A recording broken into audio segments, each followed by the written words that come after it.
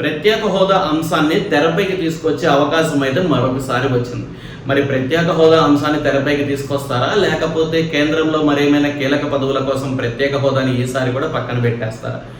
ఎందుకంటే ఈసారి ఆంధ్రప్రదేశ్ రాష్ట్ర భవిష్యత్తు ఖచ్చితంగా నారా చంద్రబాబు నాయుడు గారి చేతిలోనే ఉంది.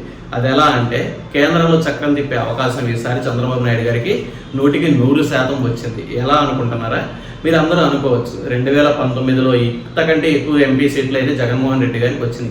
ఈసారి టీడీపీకి 16 సీట్లే వచ్చినాయి. కానీ 2019లో జగన్ గారికి 24 ఎంపీ సీట్లు వచ్చినాయి. కానీ జగన్మోహన్ రెడ్డి గారు అప్పుడు ఎందుకు చక్రం తిప్పలేకపోయారు? కేవలం 16 సీట్లు గెలుచుకున్న ఈసారి చంద్రబాబు నాయుడు గారికి అవకాశం ఎలా వచ్చిందంటే 2014 మరియు 2019లో బీజేపీ సొంతంగా మ్యాజిక్ ఫిగర్ని అయితే అందుకుంది. కేంద్రంలో ప్రభుత్వాన్ని స్థాపించడానికి అవసరమైన 272 మార్కుని వాళ్ళు సొంతంగా దాటారు. అందువల్ల వారికి వేరే ఎటువంటి మిత్రపక్షాల అవసరం లేకుండా పోయింది.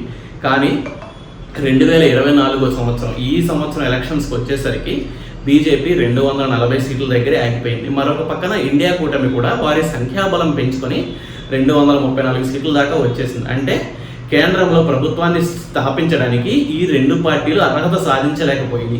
వీళ్ళిద్దరికీ మరికొన్ని సీట్లు అవసరం. అంటే కొన్ని గవర్నమెంట్లు సాధించిన ఎంపీ సీట్లు అవసరమైనవి. బీజేపీకి 32 సీట్లు అవసరం, ఇండియా కూటమికి 38 సీట్లు అవసరం.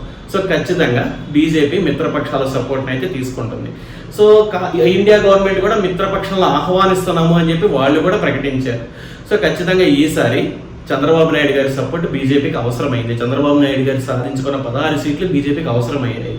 సో మీరు అందరూ అనుకోవచ్చు ఆల్రెడీ 9వ తారీఖు నరేంద్ర మోడీ గారు ప్రమాణ స్వీకారం చేస్తున్నారు కదా, సో ఆ తర్వాత చంద్రబాబు నాయుడు గారి అవసరం ఉండదా అని చెప్పి. ఖచ్చితంగా ఈ 5 సంవత్సరాలు మోడీ గారికి చంద్రబాబు నాయుడు గారి అవసరం ఉంది. చంద్రబాబు నాయుడు గారిని జాగ్రత్తగా చూసుకోవాల్సిన అవసరం మోడీ గారికి ఉంది. ఎటువంటి అలకపానుపులు ఎక్కకుండా ఆయన కోరిన కోరికలు మొత్తం ఈసారి బీజేపీ గవర్నమెంట్ ఈ 5 సంవత్సరాలు తీర్చాల్సిందే. లేని పక్షంలో చంద్రబాబు నాయుడు గారికి ఆల్రెడీ మమతా బెనర్జీ గారితో మంచి బాండింగ్ ఉంది. సో ఆయన ఎప్పుడైనా సరే అటు పక్కకు వెళ్ళిపోయే అవకాశం ఉంది.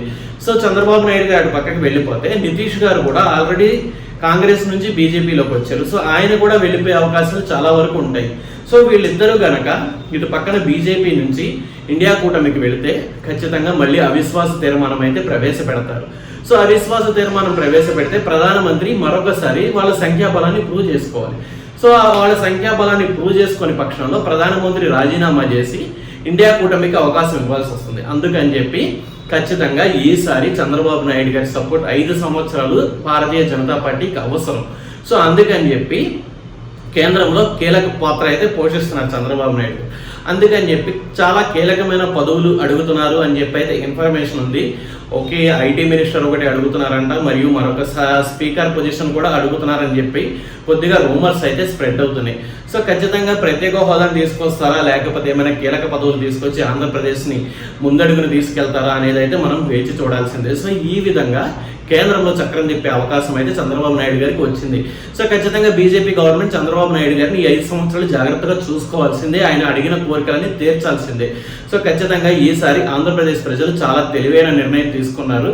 అండ్ నెక్స్ట్ బీజేపీ సెంట్రల్లో 240 సీట్లు సాధించుకోవడం కూడా మనకి బాగా కలిసి వచ్చే అంశాలు అనమాట. సో ఖచ్చితంగా ఈసారి కనుక ఆంధ్రప్రదేశ్ రాష్ట్ర అభివృద్ధి జరగకపోతే మరొక అవకాశం రాకపోవచ్చు. మరి చంద్రబాబు నాయుడు గారు ఆయన తెలివితేటలు, ఆయనకున్న రాజకీయ అనుభవాన్ని వాడి ఈసారి ఆంధ్రప్రదేశ్లో ఎటువంటి స్టాంప్ వేసుకుంటారా అనేది మనం అందరం వేచి చూడాల్సిందే.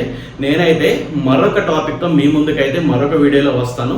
సో వీడియో నచ్చితే లైక్ చేయండి, అలాగే ఛానల్ సబ్స్క్రైబ్ చేసుకోండి.